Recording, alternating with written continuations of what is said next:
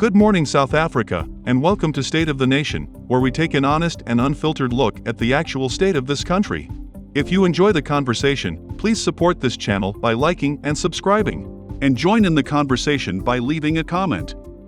We want to build a community for all South Africans that transcends race and gender, and adds positively to the national dialogue.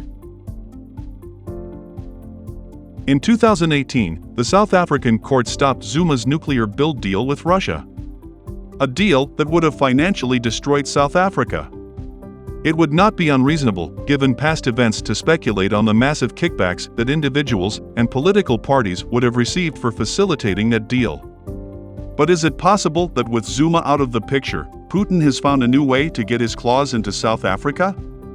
The court saved South Africa from sure ruin, so it was surreal to hear the EFF chief whip claiming that a nuclear build deal with Russian state nuclear energy company Rosatom is the solution to the energy crisis. And then number 3, we need to approve the proposal by Rosatom, the Rosatom nuclear power station and energy company, which currently provides more than 20% of electricity in the Russian Federation. It employs more than 250,000 people.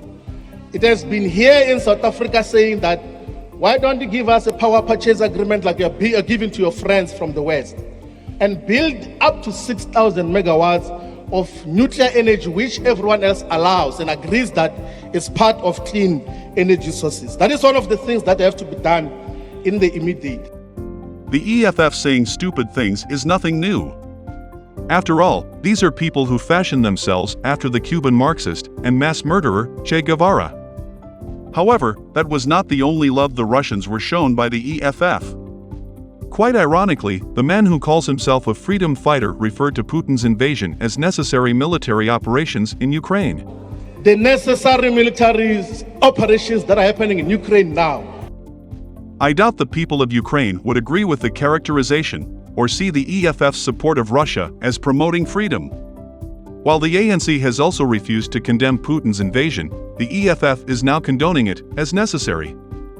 I can't help but wonder what other violence the EFF would deem to be necessary.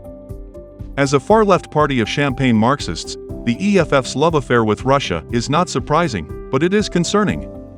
There is a big possibility that the ANC will need the EFF to form a coalition government in 2024. And it's unlikely that the electricity crisis will be solved by then.